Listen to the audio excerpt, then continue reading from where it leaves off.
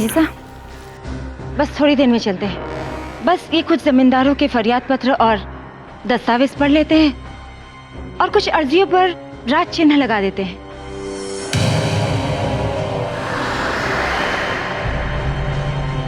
क्या हुआ दीदी साहब?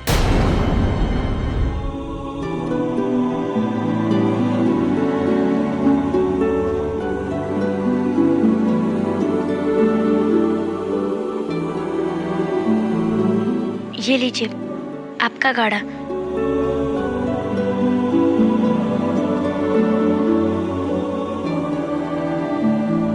आपका कुछ खाना है? नहीं, हमें कुछ नहीं चाहिए। फल दूं? या ये सेब या केले?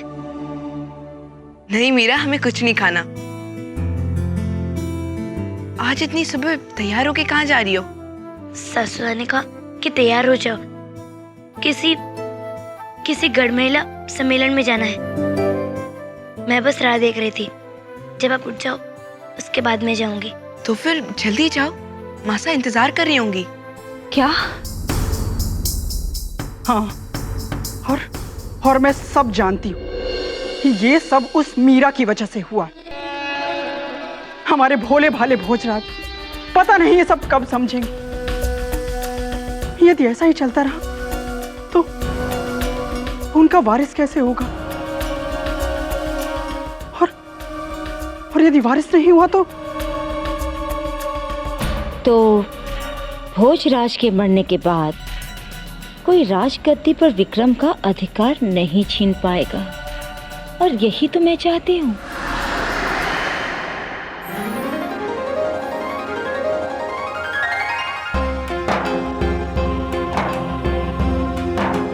आपके स्नान के लिए गर्म पानी रखवा दिया है और उसमें गुलाब जल भी डालने को कहा है। बस बस, मेरी इतनी चिंता भी मत करो। अब जाओ, नहीं तो मैं बिगड़ जाऊंगा।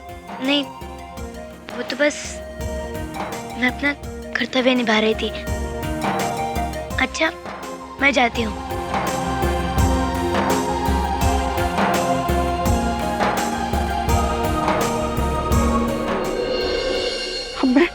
अब मैं राणा सा को कैसे समझाऊं? आपको उन्हें समझाने की कोई जरूरत नहीं पड़ेगी, मैं उन्हें अच्छी तरह समझा दूंगी। बात सिर्फ गद्दी की नहीं है करमेतन। हमारे युवराज कब समझेंगे कि वो एक मर्द हैं और उनकी पत्नी का स्थान उनके चरणों पर होता है, सर पर नहीं।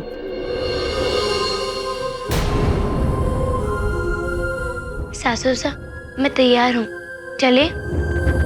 चलो।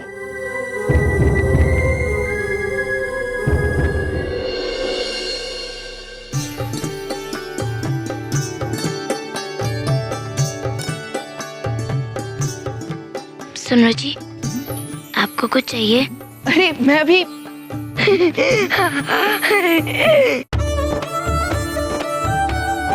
क्या विक्रम, सारे महल में मैं ही एक तुम्हें मिलता हूँ। अब तक मीरा भाभी का चेहरा दिखाया नहीं।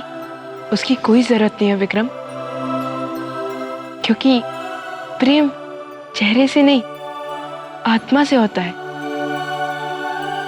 उसका वो मेरे प्रति ध्यान रखना, उसका मेरे पास रहना बहुत है मेरे लिए। उसके अलावा उसकी मीठी आवाज, उसके पायलों की छन छन, उसका वो भोलापन, ये सब क्या कम है? क्या बड़े भाई साहब, पहले तो आप एक योद्धा की तरह बात करते थे और अब कवियों की तरह हवा में बात करते हो।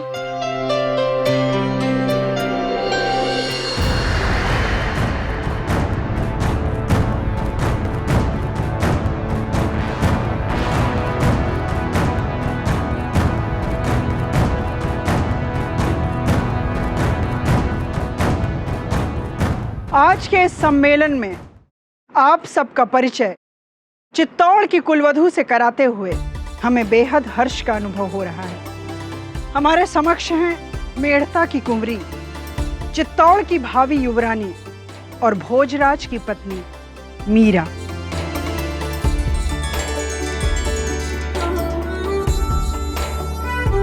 खणिगम्मा। तो हमेशा की तरह हम आज के सम्मेलन की शुरुआत करेंगे आपकी कुछ अर्जियों से, और यदि आपकी कुछ फरियादें होंगे तो उन्हें भी सुनेंगे और आपके सभी पुराने मुद्दों को खत्म करें।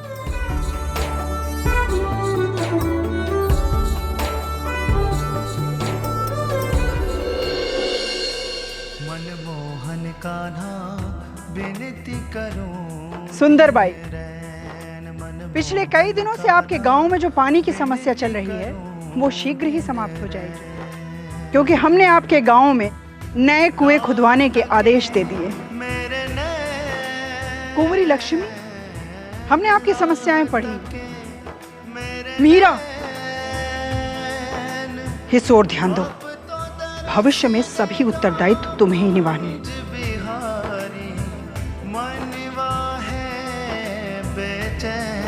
मनमोहन कान्हा विनती करूं दिन रैन। मनमोहन कान्हा विनती करूं दिन रैन। अब तो तरस। अब अगले सप्ताह मिलेंगे और आप लोग एकदम चिंता न करें, हमने आपकी सारी समस्याएं देख और समझ ली। आपको यथाशीघ्र न्याय मिलेगा।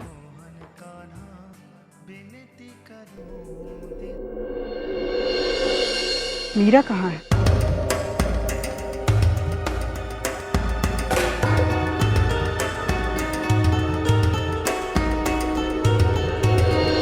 मीरा कहाँ है?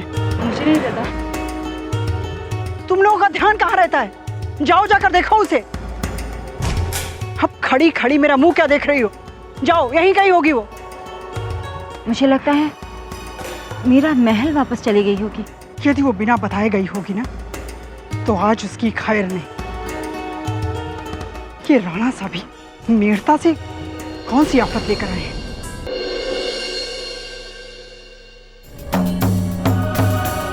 भोजराज, भोजराज, क्या हुआ मौसा? मीरा कहाँ है? मीरा तो आपके साथ सम्मेलन में गई थी। क्या हुआ? कहाँ है मीरा? वही तो पता नहीं चल पा रहा है। क्या मासा, ये जगह उसके लिए बिल्कुल नहीं है। यहाँ के रास्ते उसे अभी तक नहीं पता है। ऐसे कैसे? वही तो मुझे समझ में नहीं आ रहा है कि सम्मेलन के बीच से अचानक वो चली कहाँ गई।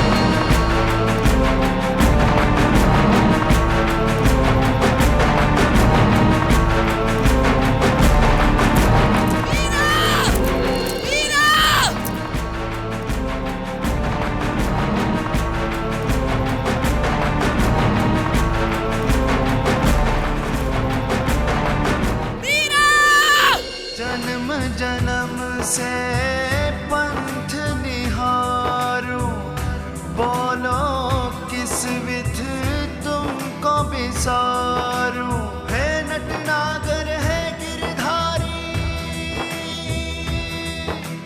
है नटनागर है गिरधारी। कुछ पता चला?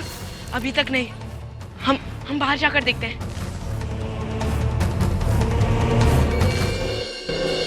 मुरलीधर कृष्ण मुरारी, है मुरलीधर कृष्ण मुरारी, तनिक ना बेचैन, राह तके मेरे नैन,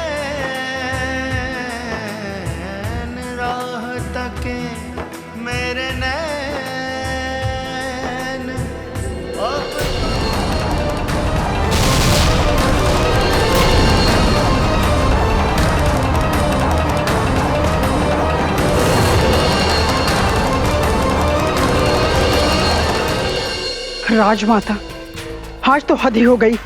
घर की सारी मान मर्यादा परंपराएं टूट गई।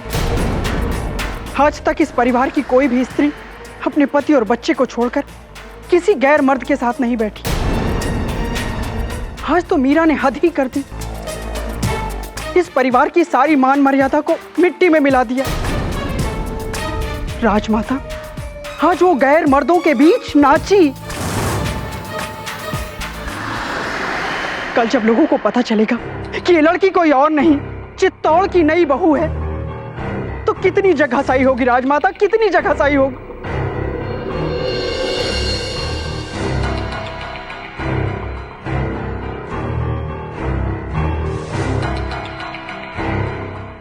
घणी खमा मासा, क्या बात है? हमें इतनी शीघ्रता से क्यों बुलाया गया है? आप सब लोग इतने चिंतित क्यों हैं? राणा साहब, आज मीरा घर के बाहर वाले मंदिर में गैर मर्दों के साथ नाची।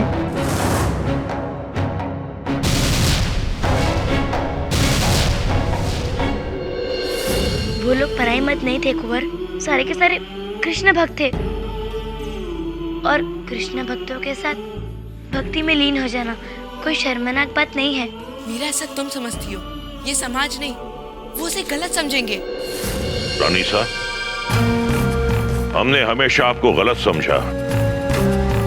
हमें मीरा से, उसके बचपने से, उसकी मूर्ति से, उसकी भक्ति से कभी भी कोई शिकायत नहीं थी। मगर ऐसी हरकत किसी भी कीमत पर बर्दाश्त नहीं की जाएगी। बच्चे जिद करते हैं, लेकिन एक राजपूत के लिए उसके राजे की आन बान और शान से बढ़कर कुछ नहीं होता। आज मीरा ने जो किया है, उसने तो बप्पा रावल के नाम को बदनाम किया है। उसके साथ खिलवाड़ की है। और ये भूल हरगिज़ बर्दाश्त नहीं की जाएगी। कहां है मीरा?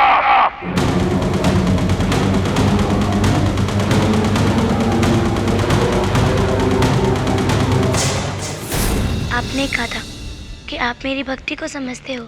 मीरा, मैं तुम्हारी भक्ति को समझता हूँ, पर ये समाज तुम्हारी भक्ति को नहीं समझेगा। वो इसे कुल और वंश की मर्यादा का हनन समझता है। मीरा, मुझे समाज की नहीं पड़ी, मैं तो सिर्फ अपने कृष्णा को और अपने भक्ति को ही जानती हूँ, जो सच्ची है। ऐसा करने से पहले तुम एक बार सोच लिया करो, क्योंकि तुम अब सिर्फ मीरा नहीं हो, युवरानी हो और भविष्य में होने वाली महारानी भी। अपनी भक्ति को महल तक ही सीमित रखो, इसे बाहर ले जाने की कोई जरूरत नहीं है। ना ही इजाजत।